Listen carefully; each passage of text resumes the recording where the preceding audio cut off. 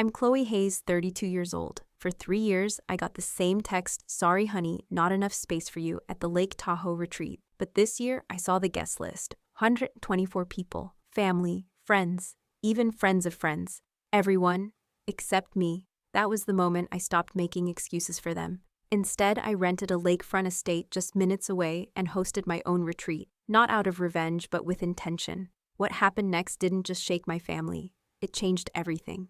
Before I share my story, let me know where you're watching from and hit that like and subscribe button if you've ever felt like the family outcast. My story might be the one you need to hear today. And if you've ever had to choose between acceptance and authenticity, this one's for you. The Lake Tahoe family retreat wasn't just any vacation. It was a cherished tradition, a vibrant tapestry woven through generations of the Hayes family. It began nearly 40 years ago, birthed from the love story of my grandparents, Eleanor and Robert Hayes. I remember Grandpa Robert with his twinkling eyes and a laugh that sounded like rustling autumn leaves telling stories about how he and Grandma fell head over heels for the crystal-clear waters and towering pines during their honeymoon. "This will be our family's special place," he'd say, a promise whispered to a 6-year-old me, watching the world through wide, hopeful eyes. True to his word, they purchased the sprawling lakefront property when I was just 6 years old, a haven that would become the backdrop for countless childhood memories. Every summer morning, I'd wake up with the first rays of sun, the scent of pine needles and lake water drifting through my open window. My siblings and I would race down to the private dock, our bare feet slapping against the warm wood, our laughter echoing across the calm surface of the water. Lucas, my oldest brother, always the leader, would organize elaborate scavenger hunts across the 10-acre property, his booming voice guiding us through the dense woods and hidden trails. My sisters Sienna and Olivia would help Grandma Eleanor prepare enormous family meals in the rustic open kitchen, the aroma of homemade bread and roasting vegetables filling the air. The twins Noah and Ethan were perpetually getting into mischief, scaling the tallest pines like nimble squirrels, their shouts of triumph carrying across the property. And Lily, the baby of the family, was Grandpa's shadow, a tiny sprite trailing him as he tended to the vibrant gardens, asking a million questions about every flower and herb. But it was me, Chloe, that Grandpa Robert would take on special artist walks around the property. He noticed my love for drawing before anyone else did, a subtle understanding that felt like a secret language between us. "You see the world differently, Chloe," he'd say, his voice soft and encouraging, as I'd sketch the mountains reflected in the lake, my small hand furiously trying to capture the shifting light. "You have a gift." He'd set up a small easel for me on the wraparound porch, the gentle breeze ruffling my hair as I dipped my brush into vibrant colors. Sometimes he'd sit silently beside me for hours as I painted, offering gentle encouragement, his quiet presence a testament to his unwavering belief. "Your art will take you places," Grandpa would say, a mantra he instilled in me. "Don't let anyone tell you it's not a worthy path." It was a shield he unknowingly gave me, one I would desperately need in the years to come. When I announced my decision to attend art school instead of the business program my parents had meticulously selected for me, Grandpa and Grandma were my only supporters. My father, Arthur Hayes, CEO of a regional banking chain, made no effort to hide his profound disappointment. "Artists don't pay mortgages," he declared at dinner, his voice devoid of warmth, echoing the practical, profit-driven mindset that governed his world. My mother, Victoria, always. His echo nodded in agreement, her silence a chilling confirmation of his disapproval. They saw my passion as a frivolous hobby, a rebellion against the stable, respectable path they had meticulously laid out for their children. The summer after my sophomore year of college, a profound emptiness settled over our family. Both grandparents passed away within months of each other, their absence leaving a gaping hole that no amount of family gatherings or shared meals could truly fill. But they had made certain their beloved Lake Tahoe property would continue bringing us together. They left it jointly to my parents with a heartfelt letter expressing their unwavering wish that the annual family gatherings continue, a beacon of connection and joy. And continue they did, though. The atmosphere changed subtly at first, then dramatically. My parents took over organizing the retreats, transforming what had once been casual, joy-filled gatherings into increasingly formal showcase events. The guest lists expanded beyond immediate family to include my father's business associates, potential clients, and my mother's expansive social circle. What was once a place of authentic connection became a calculated networking opportunity, a backdrop for my parents to display their influence and success. The spirit of Grandpa Robert and Grandma Eleanor's vision slowly eroded, replaced by a veneer of corporate polish. Despite my parents' blatant disapproval of my career choice, I worked tirelessly through art school, fueled by a quiet determination and Grandpa's words. I took on freelance graphic design projects, honing my skills and building my portfolio, while my classmates partied. By graduation, I already had an impressive portfolio and a solid client list. Today, I run my own successful design studio in San Francisco with clients ranging from innovative tech startups to established luxury brands. My professional achievements, however, never seemed to register with my parents. They were simply inconvenient truths that didn't fit their predefined narrative for my life. The first year I was excluded from the retreat was 3 years ago.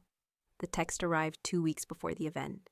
A familiar saccharine tone. Honey, we're keeping it small this year, just immediate family. Not enough space. Maybe next summer. I was hurt a sharp, unexpected pain, but I made excuses for them in my mind. Maybe they really were scaling back. Maybe they needed family bonding with just my siblings. It didn't matter, I told myself, even though I cried myself to sleep that night. The words a hollow comfort against the ache in my chest. The truth, as it always does, emerged through social media photos. Not just my siblings, but extended family, friends, and my father's business associates. Nearly 60 people in total. We're all there, laughing, swimming, posing for pictures on the dock in the very space I was told had not enough space. When I casually mentioned seeing the photos to my sister Sienna, she became defensive. Her voice clipped. Mom and Dad just thought you'd be busy with work. You're always so busy. Her words hung in the air, a thinly veiled accusation, a subtle justification for their actions that absolved our parents of any wrongdoing. Each of my siblings has their own unique, yet predictably structured relationship with our parents. Lucas, the oldest at 38, followed Dad into banking and lives just 3 blocks from our parents with his wife and 3 children. He's the golden child, the embodiment of their aspirations, who can do no wrong. Sienna, 36, married a plastic surgeon and is the perfect corporate wife, a polished reflection of our mother. The twins Noah and Ethan, 34, both became lawyers at Dad's urging and work for the same prestigious firm, their careers a source of immense pride for my parents. Heather, 30, is a pediatrician married to another doctor, a respectable profession in my parents' eyes, a path of unwavering stability. And Lily, the baby at 28, is a teacher who married her college sweetheart, a financial advisor, another perfectly curated match. Then there's me, single at 32, no children, running a creative business instead of having a real job, as my father still calls it. I am the black sheep, the perpetual disappointment, the one who chose a different path, and therefore the one who didn't fit. For 2 consecutive years, the pattern repeated a predictable rhythm of exclusion. Each time the not enough space text arrived, and each time social media revealed the glaring lie. I maintained a facade of indifference, focusing on my growing business, pouring my energy into my work, and trying to convince myself that it didn't hurt. But deep down, the repeated rejections chipped away at my self-worth, a constant dull ache that I refused to acknowledge. But this year was different. I wasn't prepared for the cold shock of what I discovered while idly scrolling through Instagram one evening in early June. My brother Noah had posted a photo of a printed guest itinerary for the upcoming retreat. Getting excited for the biggest family gathering yet, read the caption. My fingers trembled as I zoomed in on the blurry paper, and there it was, stark and undeniable, a detailed schedule for activities divided into groups, and at the top, bold and clear, 124 confirmed guests. 124 people, and somehow still not enough space for one more. My hand trembled as I stared at Noah's post. 124 guests.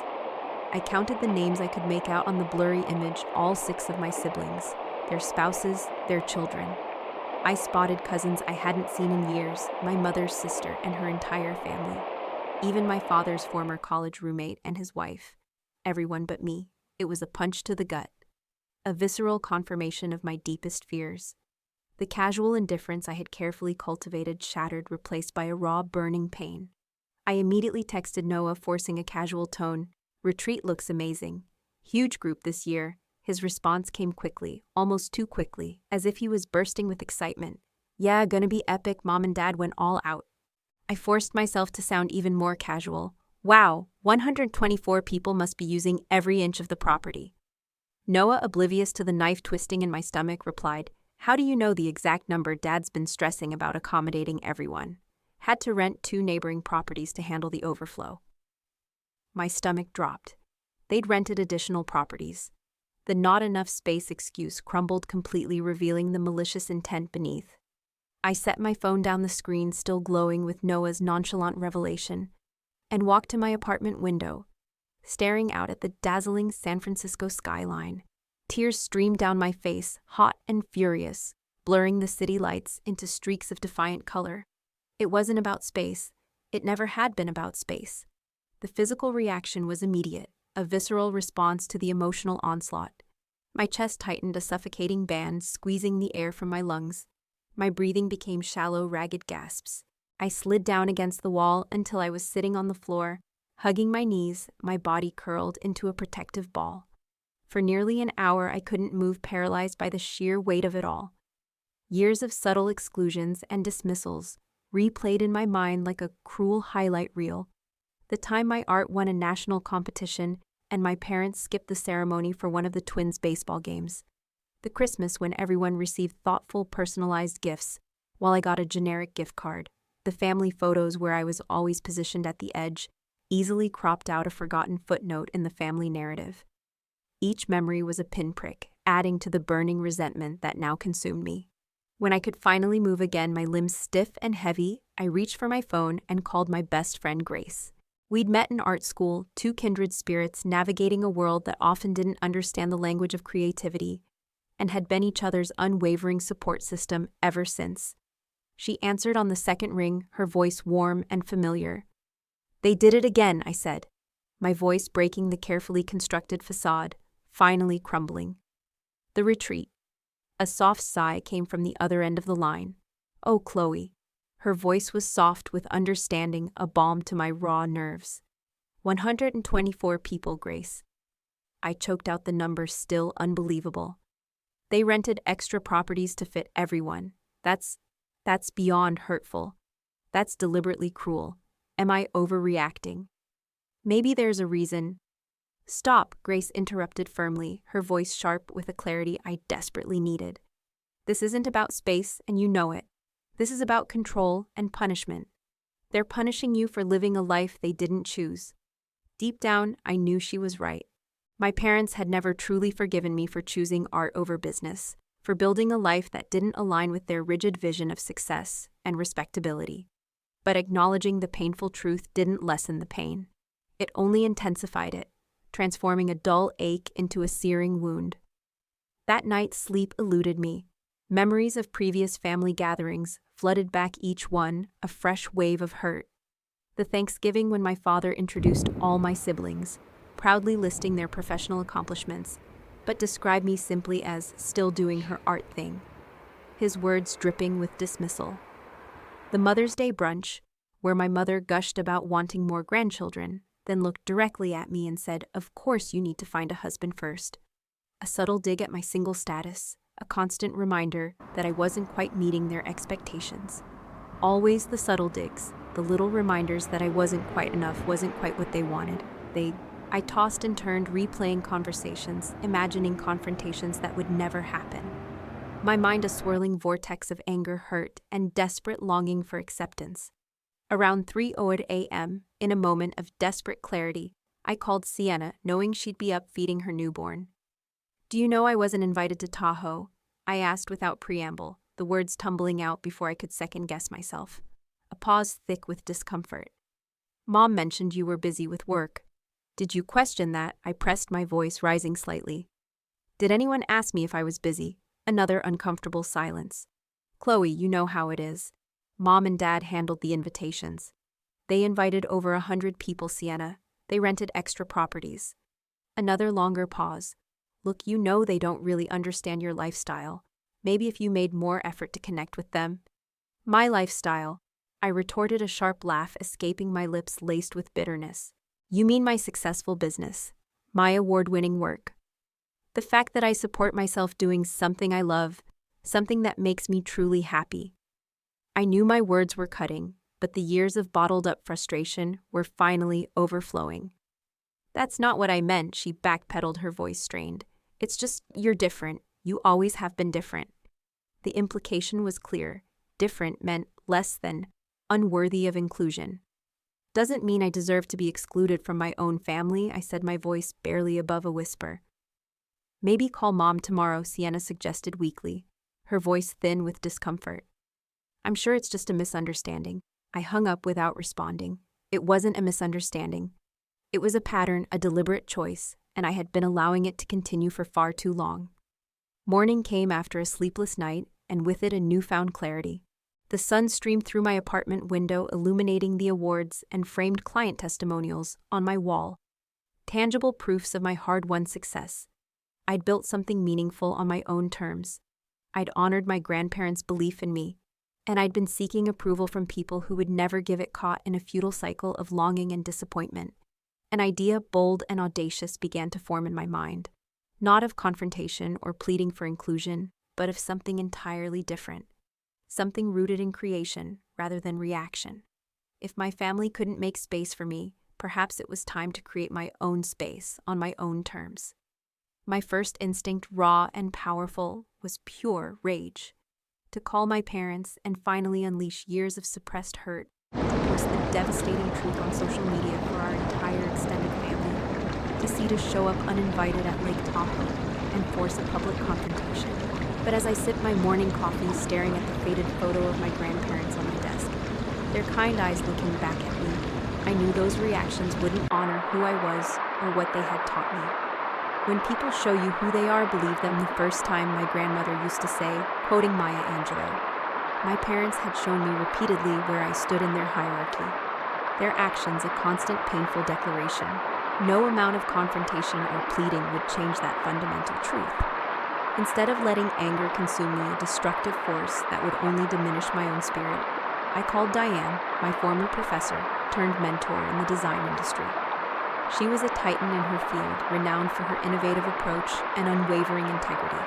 Over video chat, I poured out the whole story, my voice occasionally breaking the raw emotion, finally unspooling after years of being tightly wound. "I just don't know what to do with these feelings," I concluded, wiping away a stray tear. "I can't keep pretending it doesn't hurt." Diane adjusted her iconic red glasses, her gaze steady and insightful, and leaned closer to the camera. "You're a creator, Chloe," she said, her voice calm but firm. "When faced with destruction, creators build. When faced with exclusion, they include. When faced with pettiness, they respond with magnitude." Her words were a revelation, a sudden burst of light in the darkness. "What exactly are you suggesting?" I asked, a glimmer of hope sparking within me. "If I were you," she said with a small, knowing smile, "I'd channel this energy into creating something magnificent, something that would make your grandparents proud, and most importantly, something that would remind you of your own worth." After our call, a sense of purposeful energy surged through me. I found myself researching luxury properties around Lake Tahoe, the idea taking root and blossoming into a full-fledged vision. If my family could rent additional properties to accommodate their burgeoning guest list, why couldn't I? I wasn't trying to compete exactly, not in the petty, vindictive way my parents would have imagined, but the idea of creating my own retreat, my own tradition, a space built on my values, rather than their narrow definitions, suddenly felt empowering, liberating even. That's when I stumbled upon it, Emerald Bay Estate, a stunning property just 15 minutes from my family's place. 6 bedrooms, panoramic lake views, private beach access, and notably currently available for the exact week of the family retreat. The rental price made me wince. It was a significant investment, but I had been saving for a down payment on a condo. This felt more important. This felt like an investment in myself, in my healing, in my future. The next day I had lunch with my client Rachel, who owned a successful event planning business. I had designed her brand identity and website the previous year, and we'd become close friends in the process. "You're really going to do this?" she asked, her eyes wide with a mixture of awe and excitement. After I outlined my audacious idea, create an entire alternative retreat. Not just any retreat, I explained my excitement, building a vibrant energy coursing through me. A creative minds retreat. I could invite friends, clients, fellow designers. people who appreciate creative work. We could have workshops, outdoor activities, amazing food. Everything my grandparents' retreats used to have before they became my parents' networking events. Rachel's eyes lit up. I love it and I want to help. This is literally what I do for a living. We spent the afternoon brainstorming our ideas, flowing freely, building on each other's enthusiasm. Rachel suggested local chefs she'd worked with who could create gourmet farm-to-table meals. I thought of artists and designers who could lead inspiring workshops, people whose work I admired and whose spirits resonated with mine. We mapped out potential activities: sunset yoga on the deck, boat tours of the lake, challenging hiking expeditions through the surrounding trails, evening bonfires under the starlit sky with music and stories. You'll need a website and a strong social media presence, Rachel said, ever the strategist. Make it look professional, exclusive even. I can handle that part. I smiled, already envisioning the clean, elegant design, the stunning imagery that would draw people in. Over the next week, propelled by a surge of renewed purpose, I moved with focused determination. I secured 2 weeks of vacation time from my studio, ensuring I had ample time to set up and host the retreat. I transferred a significant portion of my savings to cover the initial deposit on the property, a tangible commitment to my audacious vision. Then I began to craft a stunning digital invitation, a blend of sophisticated design and heartfelt sincerity. The invite list took careful consideration, each name chosen with intention. Grace was first, of course, my unwavering confidant, then other close friends from art school and the design world, people who understood my language, my passion. Clients who had become friends over the years, individuals with whom I shared a mutual respect and appreciation for creativity. My roommate from college and her husband, whose quiet support had always meant the world. After some deliberation, I also decided to invite Heather and Lucas, my 2 siblings, who had occasionally shown support for my career, and who I hoped might appreciate the olive branch a bridge offered despite the chasm that had grown between us. With each name I added my excitement, grew a vibrant counterpoint to the years of quiet hurt. These were people who valued me for exactly who I was, not who they wanted me to be. People who celebrated my successes rather than diminishing them. People who instinctively made space for me in their lives. I built a website for the retreat, meticulously designing every detail. It was complete with stunning imagery of the Emerald Bay Estate, detailed descriptions of the planned activities, and professional biographies of the workshop leaders I'd secured. I created private social media accounts that attendees could follow for real-time updates and exclusive content. Everything was designed with the same attention to detail and aesthetic sensibility that had built my reputation in the industry. It was a reflection of my personal brand, infused with the passion and care I poured into every client project. Of course, doubts, those insidious whispers of fear, crept in during quiet moments, usually late at night when the city sounds faded and only my thoughts remained. What if no one came? What if the people I invited saw it as a sad attempt to create a substitute family, a desperate cry for validation? What if the whole thing was a financial disaster that left me broke and embarrassed, confirming my parents' worst fears about my chosen path? But each time these thoughts surfaced, I reminded myself of what was truly at stake: my self-respect, my agency, my refusal to continue accepting exclusion as my due. I couldn't control my family's actions, but I could control my response to them. And I chose to respond by creating something beautiful, something meaningful. 2 weeks after Noah's revealing Instagram post, the confirmation emails started rolling in. I had confirmed 22 guests for my Creative Minds retreat, scheduled for the exact same week as my family's annual gathering. Heather had accepted with enthusiasm, her message a beacon of hope. "This sounds amazing, Chloe. So much more my speed than the formal family thing." Lucas had declined with a kind note explaining that he couldn't miss the family event with his kids involved. But he genuinely appreciated the invitation, a small but significant acknowledgement. As I finalized the countless details, from selecting the perfect welcome basket items to confirming workshop schedules, I felt something I hadn't experienced in relation to my family for years. Not anger or hurt, but a calm, steady sense of purpose. For the first time, I wasn't reacting to their exclusion. I was creating my own inclusion, building a world where I belonged. Securing the Emerald Bay Estate turned out to be just the first step in a process far more complex and demanding than I'd initially anticipated.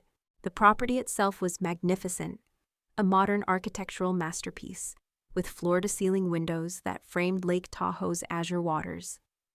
A gourmet kitchen that would make any chef envious, expansive outdoor living spaces, perfect for gatherings, and even a private dock with 2 boats available for guest use.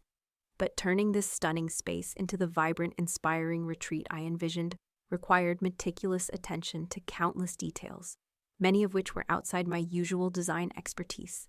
Rachel became my indispensable co-conspirator, leveraging her extensive event planning connections to secure services at friend rates, a godsend for my carefully planned budget. Together, we contracted a local catering company specializing in farm-to-table cuisine, known for their fresh seasonal ingredients and artistic presentation. We arranged for daily housekeeping to ensure the property remained pristine throughout the retreat. And at Rachel's insistence, we even hired a professional photographer to document the entire experience. People should see what you're creating, Rachel insisted, her eyes gleaming with conviction.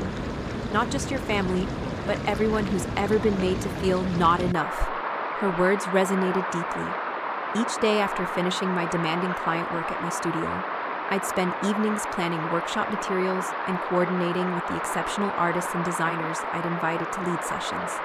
Miranda, a celebrated ceramicist, would guide a pottery workshop on the property's sun-drenched back patio, her hands shaping clay with a mesmerizing artistry. Troy, a renowned nature photographer, would lead early morning photo expeditions, capturing the ephemeral beauty of the lake at dawn. Grace, always a source of quiet strength and profound insight, would conduct a session on creative journaling, helping participants tap into their inner landscape. I wanted the retreat to embody everything my grandparents had valued: creativity, authentic connection, unbridled joy, and genuine authenticity. I remembered how Grandpa Robert would organize stargazing nights on the dock, telling captivating stories about constellations as we huddled under blankets, the vastness of the universe above us. How Grandma Eleanor would arrange wildflowers from the property in simple mason jars, placing them throughout the house, each bloom a small gesture of beauty. These weren't expensive gestures, but they were thoughtful ones, infused with love that made everyone feel special, truly seen and appreciated. The financial strain began to mount as deposits came due for caterers, photographers, and activity facilitators. I took on additional client projects, working late into the night, fueled by strong coffee and an unshakable resolve determined to ensure I could fund the retreat without completely depleting my savings. There were moments in the quiet solitude of my apartment when I questioned my decision. Was I taking this too far? Was I overreacting to years of exclusion by pouring thousands of dollars into what might seem like a petty retaliatory response? But then I'd receive an excited message from one of my invited guests expressing how much they were looking forward to the retreat, how much they needed this creative escape. And my resolve would strengthen, washing away the doubts. This wasn't about spite. It was about creating joy where there had been hurt, building a sanctuary where there had been an empty space. 1 week before the retreat, disaster struck, a sudden, jarring blow that threatened to derail everything. The catering company called, their voice apologetic but firm, to inform me that they had double booked and could no longer service our event. I sat on my apartment floor, surrounded by the colorful welcome basket supplies I'd been meticulously assembling, fighting back tears of frustration, a cold knot of despair tightening in my stomach. I can't believe this is happening, I told Grace, over the phone, my voice thin with desperation. What am I going to do? 22 people expecting gourmet meals for 5 days, and suddenly no chef. Breathe, Grace said calmly, her steady voice a lifeline. This is fixable. Let me make some calls. Within hours, Grace had connected me with Sophia, a personal chef who had trained at the prestigious Culinary Institute of America. She was serendipitously between jobs and incredibly available for the entire week of our retreat. After reviewing the menus I'd meticulously planned with the previous caterer, Sophia suggested refinements and creative twists that would actually improve the dining experience, elevating it to an even higher level. What had seemed like an insurmountable disaster had, through Grace's quick thinking and Sophia's talent, turned into an unexpected upgrade, a testament to the power of resilience and good connections. The day before guests were set to arrive, I drove up to Lake Tahoe, my car packed to the brim with supplies, art materials, special linens, custom-designed stationery, and boxes of welcome basket goodies. As I pulled into the circular driveway of Emerald Bay Estate, the afternoon sun illuminated the magnificent property in a soft golden light. For a moment, I sat in my car, overwhelmed by what I'd accomplished, by the sheer audacity of this undertaking, and by what lay ahead.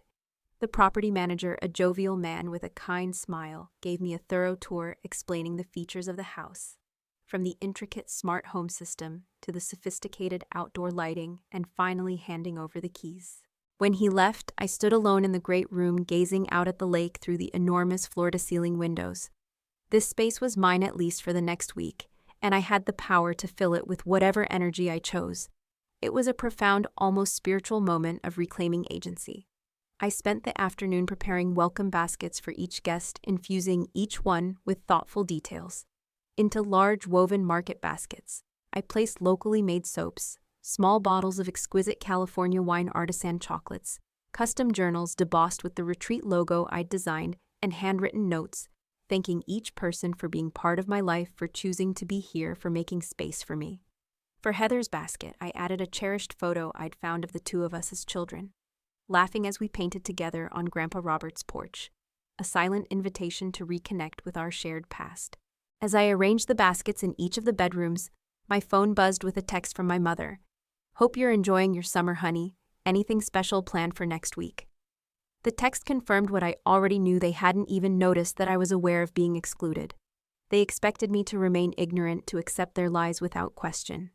Instead of responding, I took a photo of the breathtaking sunset view from the deck, the sky ablaze with hues of orange and purple, and posted it to my Instagram with a simple, defiant caption.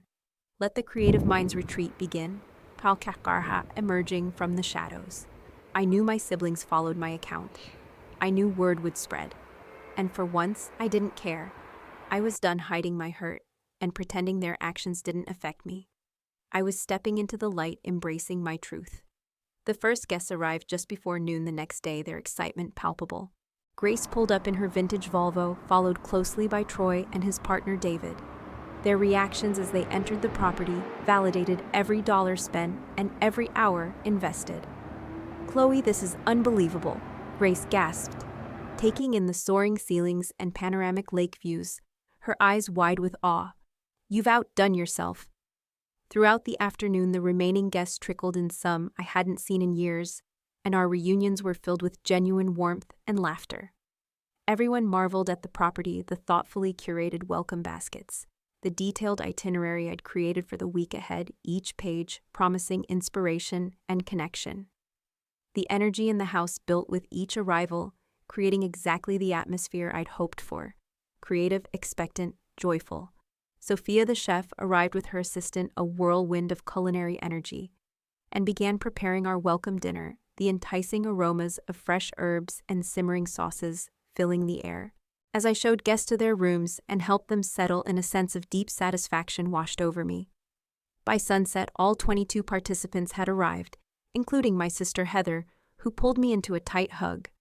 "This is incredible," she whispered, her voice tinged with genuine surprise. "I had no idea you were planning something so amazing." "Did anyone else in the family notice my Instagram post?" I asked quietly, a hint of trepidation in my voice. Heather's expression turned slightly uncomfortable. "Mom asked if I knew anything about it." "I just said I'd be seeing you this week." I nodded, appreciating her discretion, her small act of loyalty. "Thank you for coming," I said, squeezing her hand. "It means a lot." Our first dinner exceeded all expectations. Sophia served a multi-course meal featuring locally sourced ingredients, each plate a work of art, a symphony of flavors and textures. We dined at a long communal table on the expansive deck, string lights twinkling overhead like scattered stars, casting a warm glow on our faces. The conversation flowed as freely as the exquisite wine stories, shared laughter echoing across the lake. As the evening progressed, I stood to welcome everyone officially, my heart full, as I looked at the faces of people who had chosen to be there, who had made space for me in their lives. To creativity, to connection, and to creating our own traditions. I toasted, raising my glass, a profound sense of gratitude swelling within me. As the evening progressed, I noticed guests taking photos of the stunning property, the delicious food, and our joyful gatherings, posting them instantly on social media. By morning, my phone was buzzing with notifications, a symphony of alerts, not just from retreat participants sharing their experiences, but from family members who had suddenly belatedly realized what I was doing. The first text came from Noah Kurt and curious. "That place looks incredible. What's this retreat thing about?" Then Amanda, her message laced with a familiar undertone of parental monitoring. "Mom's asking why Heather is with you and not at the family gathering. Just FYI. I chose not to respond immediately, focusing instead on the morning's activities, soaking in the present moment. We began with sunrise yoga on the deck, led by David Grace's partner, who was a certified instructor. The morning air was crisp and cool, the first rays of sun painting the lake in hues of rose and gold. After a breakfast of fresh fruit, homemade pastries, and Sophia's perfectly brewed coffee, Troy led the first group on a photography hike, her cameras clicking, eager to capture the raw beauty of the landscape. Meanwhile, Miranda set up her pottery wheels on the patio for the remaining guests, her calm demeanor guiding them through the tactile joy of working with clay. Throughout the day, I was too busy and genuinely engaged to check my phone, often fully immersed in the creative energy of the retreat.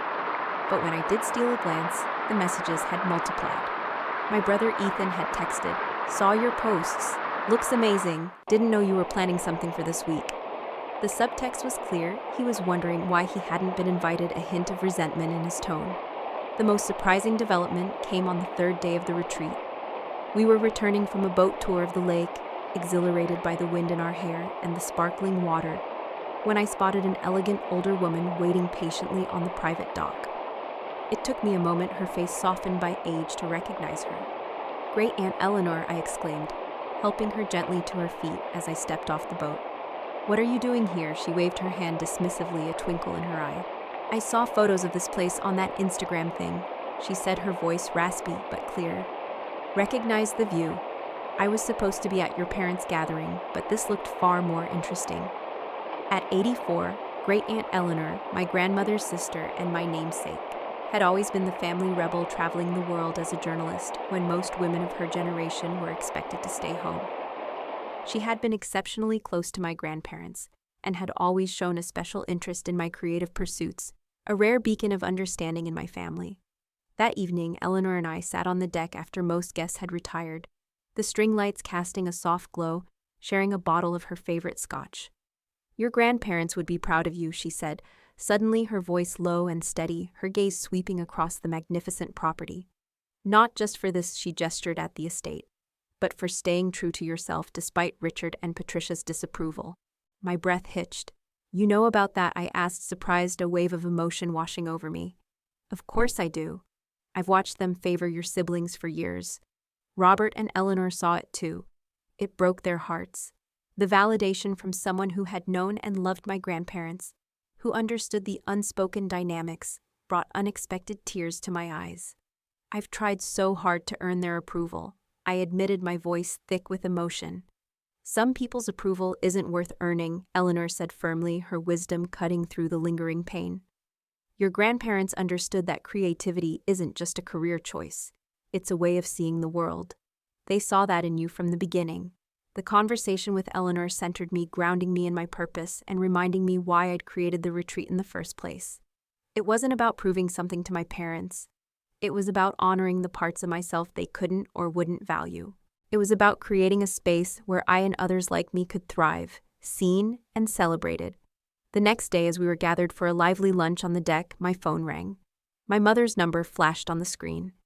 I let it go to voicemail, but she called again immediately. On the third call, I excused myself from the group and answered, taking a deep breath before speaking. "Chloe, where are you?" My mother's voice was tight-laced with controlled anger. "Eleanor was supposed to arrive at the retreat yesterday, but she's not answering her phone. We've been worried sick." "She's here, Mom, with me." A long silence followed, punctuated only by my own steady breathing. "What do you mean with you? Where is here?" "I'm hosting my own retreat this week. Great Aunt Eleanor decided to join us instead." "You're in Tahoe." The shock in her voice was almost comical, a moment of pure, unadulterated disbelief. "But we told you there wasn't enough space." "I know exactly what you told me," I interrupted, keeping my voice level steady, unyielding. "And I know you invited 124 people and rented additional properties." I decided to make my own space. Another long pause, heavier than the last. We need to talk about this. Your father and I are coming over. Before I could protest, before I could even formulate a response, she had hung up. I returned to the group trying to maintain my composure, but Grace, ever perceptive, immediately noticed something was wrong. My parents are coming here, I explained quietly, the words feeling foreign on my tongue. They just found out where I am. Grace squeezed my hand, her grip firm and reassuring. We've got your back, Chloe. All of us. An hour later, my parents' sleek Mercedes pulled into the circular driveway. I met them outside, not wanting to disrupt the lively clay workshop currently happening in the great room. My mother looked me up and down, her gaze, cold and critical, then turned her narrowed eyes to take in the property behind me. What exactly is going on here, Chloe? I'm hosting a creative retreat for friends and colleagues, I replied calmly. My voice steady, despite the adrenaline coursing through my veins. Since I wasn't welcome at the family gathering, I made alternative plans. My father's face reddened, a mixture of indignation and disbelief. Not welcome. We simply said there wasn't enough space for one person. I finished for him, my voice unwavering. While you invited 124 others and rented extra properties. Let's not pretend this was about space, Dad. My mother's expression flickered between anger and embarrassment, her usual composure cracking. We thought you'd be busy with work, Chloe. You're always so focused on your projects. My projects are my career, Mom. I said the words I'd held back for years, finally emerging not in an emotional outburst, but as stated undeniable facts. A successful career that you and Dad have never acknowledged, never celebrated. You've excluded me from family events for 3 years running. You've diminished my accomplishments while celebrating my siblings at every turn. You've made it explicitly clear where I stand in the family hierarchy. My father started to speak, then stopped, his gaze drifting past me to the house. Through the enormous windows, the retreat participants were visible, engaged in Miranda's clay workshop, their faces alight with focus and joy, laughing and creating together. Who are all these people? He asked, his voice unexpectedly quiet. People who value me, I said simply, meeting his gaze directly. Friends, colleagues, clients. People who make space for me in their lives. And Heather's here too, I added, watching their expressions shift, a subtle crack in their controlled facades. She chose to come to my retreat instead of yours. My mother's face crumpled slightly at this news, a flicker of genuine hurt in her eyes. Chloe, if you felt excluded, you should have said something. Would it have made a difference? I asked quietly, the question hanging in the air between us, heavy with years of unspoken grievances. For the first time in my adult life, I saw my father at a loss for words. He looked around at the magnificent property, taking in what I had organized, what I had created from their rejection, from their dismissals. Perhaps we should talk about this privately, he finally said, his voice subdued. No, I replied, firmly, shaking my head. I'm hosting an event. My guests deserve my attention. If you'd like to join us for dinner tonight, you're welcome to, as guests, not as parents coming to reprimand their child. They exchanged glances, clearly nonplussed by this version of me, confident, established, setting clear boundaries. Dinner is at 7, I added, then turned to go back inside. Chloe, my father called after me. His voice a surprising mix of hesitation and something almost resembling respect. I paused but didn't turn around. This is impressive what you've done here. It wasn't an apology, not directly, but coming from Arthur Hayes, a man who rarely conceded anything, it was significant, a monumental shift. I nodded once, a brief acknowledgement, and continued into the house where my chosen family waited, their laughter and creativity filling the space. My parents did come to dinner that night. They were stiff and uncomfortable at first, their usual authoritative demeanor replaced by an awkward reserve. But Great Aunt Eleanor's presence, her sharp wit and irreverent humor, helped ease the tension. They met my friends, heard about my professional accomplishments from others' perspectives. Colleagues who spoke of my talent, clients who praised my dedication, friends who celebrated my spirit. They witnessed firsthand the respect and admiration I commanded in my world, a world so different from their own, yet undeniably successful. By the end of the evening, something had shifted, not dramatically, but perceptibly, a subtle crack in the long-standing dynamic. As they were leaving, my mother said, her voice softer than usual, "Next year we'll make sure there's space for you at the family retreat." I smiled politely, a small, knowing smile, but made no promises. I had created something too valuable to abandon a tradition of my own making. Over the next 2 days, texts trickled in from my siblings. Their reactions were predictably mixed. Ethan seemed offended he wasn't invited his brief message, hinting at a sense of betrayal. Lily was simply confused, her sweet message asking innocent questions about this other family gathering. Amanda remained defensive of our parents, her text still subtly hinting at my difficult nature. But Lucas sent a thoughtful message acknowledging that the family hadn't always been fair to me, a small crack in the golden child persona. The most surprising response, however, came from Noah, who showed up unannounced on our last full day. I told Mom and Dad I needed a break from the chaos, he explained, looking somewhat sheepish. But really, I wanted to see what you've created here. It looks amazing online. I gave him a tour, introduced him to my friends, and invited him to join our closing dinner. Watching him engage with my creative friends, listening to their conversations about art and innovation, I saw glimpses of the curious, playful boy he'd been before our parents' expectations had narrowed his path. As the retreat neared its end, the success was undeniable. Participants were already asking about next year, eager to secure their spots. Professional connections had formed that would undoubtedly lead to future collaborations and projects. And I, most importantly, had proven to myself that I could create meaningful traditions on my own terms, traditions that nourished my soul and celebrated my authentic self. The final morning of the retreat arrived with a bittersweet quality, a sense of completion tinged with a longing for it to continue.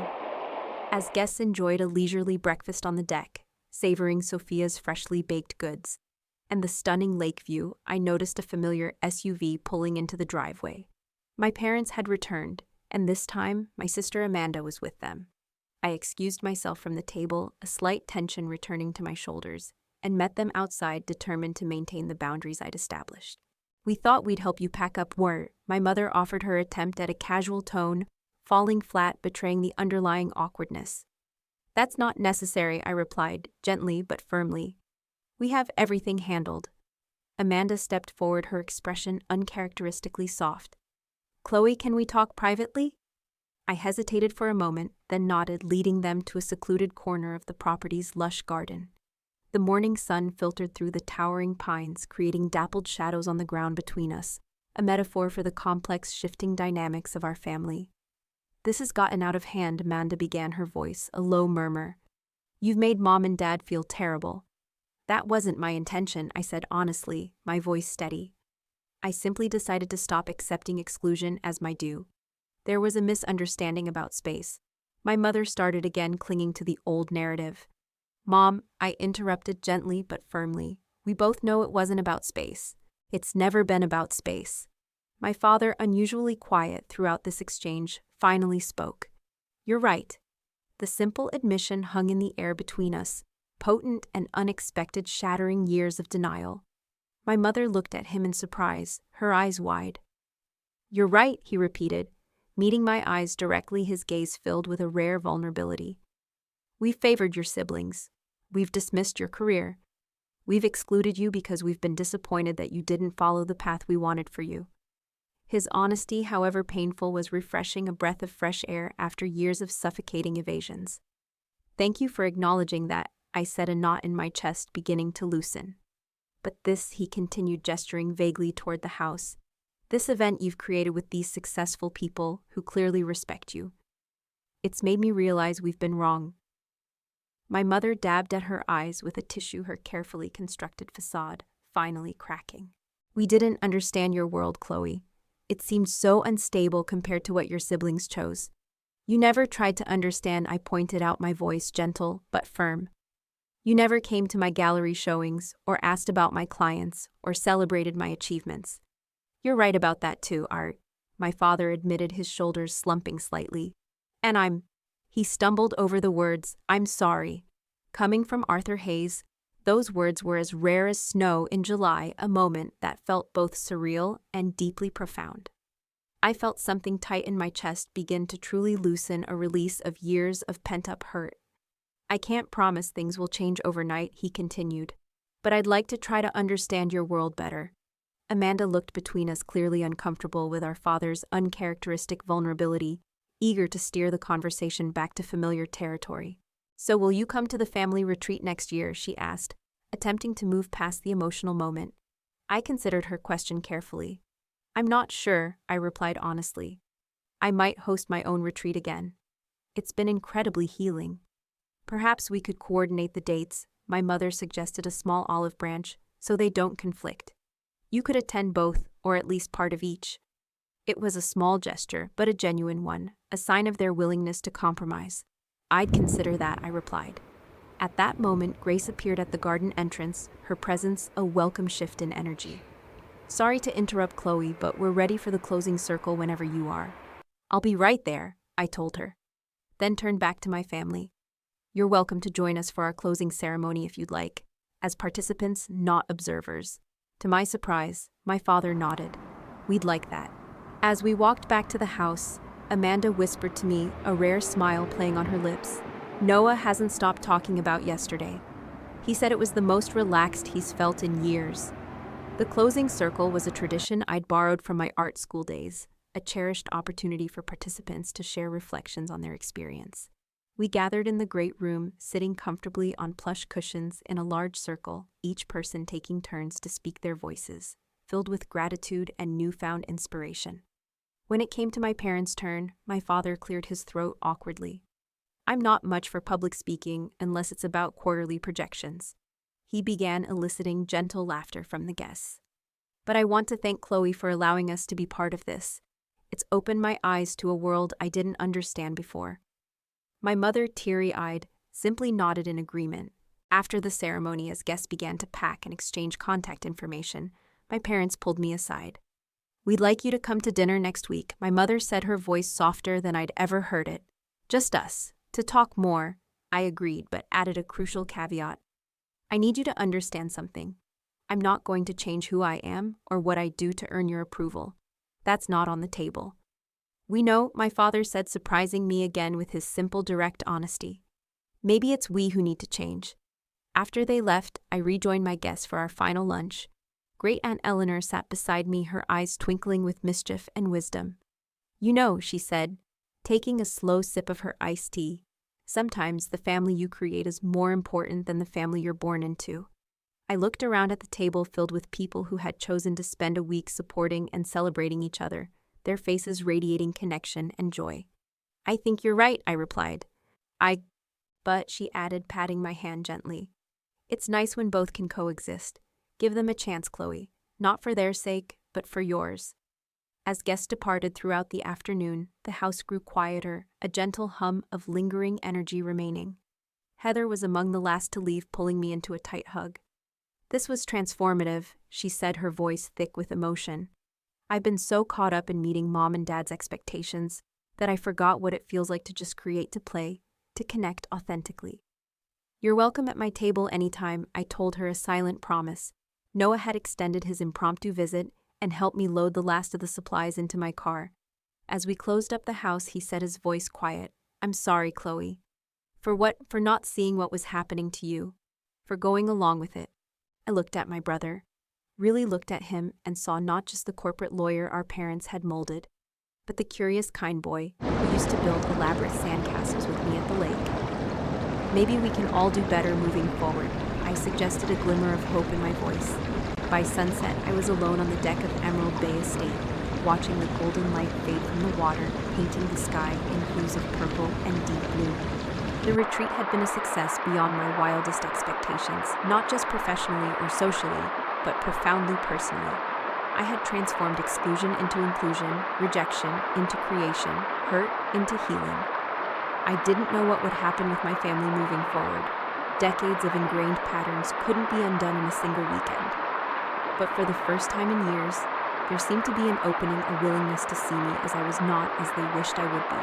As I locked the door of the property for the final time, I felt a profound sense of gratitude for my grandparents, who had recognized my creative spirit from the very beginning, for friends who had supported my vision with unwavering belief, and even surprisingly for the exclusion that had forced me to create something uniquely mine. Whatever happened next, I knew this truth: I would never again make myself smaller to fit into spaces too narrow to hold all of who I was. The drive back to San Francisco, gave me time to process everything that had happened, the mountain roads, winding down from Tahoe's elevation, each curve, bringing me closer to my everyday life, but with a new perspective, a broadened horizon. The retreat hadn't just been a one-week event, it had been a turning point, a pivotal moment of self-reclamation. When I arrived home, my apartment felt different, not physically, but energetically. The space that had witnessed my tears of exclusion now held the confidence and quiet strength of someone who had transformed rejection into creation. I unpacked slowly each retreat item. The leftover welcome basket supplies, the printed itineraries, the group photos, a tangible reminder of what I'd accomplished, a testament to my resilience.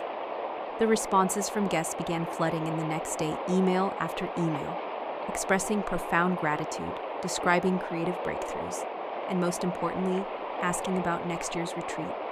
Troy wrote that he'd secured a major photography exhibition after showing his Tahoe shots to a gallery owner. Miranda mentioned that 2 retreat participants had commissioned large ceramic pieces for their homes, their new art inspired by the workshop. Grace called to say she'd already started a group chat for Creative Minds Retreat alumni, a community born from a place of exclusion. What had begun as a response to personal hurt had become something with a life of its own, a vibrant community, a cherished tradition, a testament to the power of creating your own table when you're not offered a seat at someone else's. The promised dinner with my parents came the following week. I arrived at their elegant San Francisco home with cautious optimism but with firm boundaries firmly in place. The conversation was awkward at times, with decades of patterns not easily broken, but there was an undeniable shift. My father actually asked questions about my business, real questions that suggested genuine interest, not polite dismissal. My mother showed me a ceramic bowl she'd purchased from a local artist seeking my opinion on the glazing technique, a small but significant gesture of valuing my expertise. "We've been talking," my father said over dessert, a hint of vulnerability in his voice, "about the family retreat. I waited expecting them to press me again about attending next year. We think it's gotten away from what your grandparents intended," he continued, a surprising admission. "Too many people, too formal, too networky." My mother added, "Next year we're scaling back. Just immediate family the way it used to be." I nodded, appreciating the gesture but not ready to commit.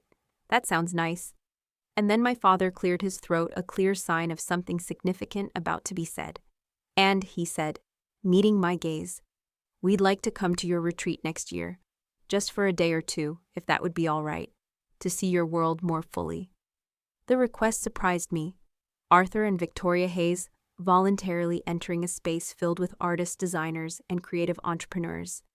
It wasn't an apology for years of exclusion, but it was a concrete step toward understanding. "I'd like that," I said, simply a genuine smile forming on my lips. The weeks that followed brought healing conversations with some of my siblings and continued tension with others. Heather and I began meeting weekly for coffee, reconnecting as adults in a way we never had growing up, exploring shared interests beyond family obligations. Lucas invited me to his son's art show at school, a small gesture that meant more than he probably realized, a silent acknowledgement of my world. Noah called occasionally, asking questions about my work, with a curiosity that seemed genuine, slowly shedding the corporate veneer. Amanda remained defensive of our parents, unwilling to acknowledge the family dynamics that had hurt me, perhaps too deeply entrenched in her own role. Ethan and Lily kept their distance, perhaps unsure how to navigate the shifting family landscape, their responses still tied to their parents' expectations. I accepted these varied responses, understanding that each sibling had their own complex relationship with our parents and with me. I also began seeing a therapist, something I'd considered for years, but had always pushed aside with work excuses. Dr. Michaels helped me understand the family patterns that had shaped me, how being the different child had both wounded me and paradoxically strengthened me, how seeking parental approval had driven me but also limited me. The retreat was a pivotal moment, she observed during one session. "You stopped asking for inclusion and created it for yourself. That's immensely powerful." The professional impact of the retreat surprised me most of all. Participants had shared their experiences on social media and in industry circles, leading to a surge of new client inquiries and collaboration opportunities. My studio received feature coverage in a major design publication with the Creative Minds Retreat, mentioned as an inspiring example of creative community building. I was even invited to speak at design conferences about fostering creative communities, a new direction I hadn't anticipated, one that resonated deeply with my newfound purpose. 3 months after the retreat, Great Aunt Eleanor called with unexpected news, her voice brimming with a quiet triumph. "I've been thinking about Robert and Eleanor's wishes for the family property," she said. "It was never meant to be a status symbol or a networking venue. It was meant to nurture creativity and connection." I know I agreed, remembering the pure joy of those early days when my grandparents were alive. "I've spoken to the family trust lawyer," she continued. "As the last surviving sibling, I have some say in how the property is used. I've requested that 1 week each summer be designated for a creative retreat under your direction." I was speechless, tears springing to my eyes. "Your grandparents saw your gifts from the beginning, Chloe," Eleanor said gently. "This is what they would have wanted." The trust lawyer confirmed the arrangement the following week, formalizing my new role. My parents surprisingly didn't fight it. "Your retreat was impressive," my father acknowledged when I called to discuss the arrangement. "Maybe it's time the property hosted something meaningful again." As I began planning the next year's Creative Minds retreat, this time at my grandparents' beloved property, I reflected on the journey of the past year. What had begun with the sharp pain of exclusion had led to the creation of something far more valuable than mere inclusion in someone else's event. I had learned that sometimes rejection is redirection, that creating your own path authentically and boldly can be more fulfilling than following someone else's. That chosen family can be as meaningful as biological connections, sometimes more so. Most importantly, I had learned that my worth wasn't determined by my parents' approval or my siblings' acceptance. It was inherent, expressed through my creative work, my authentic relationships, and my courage to stand firmly in my truth. The family dynamics weren't perfectly healed.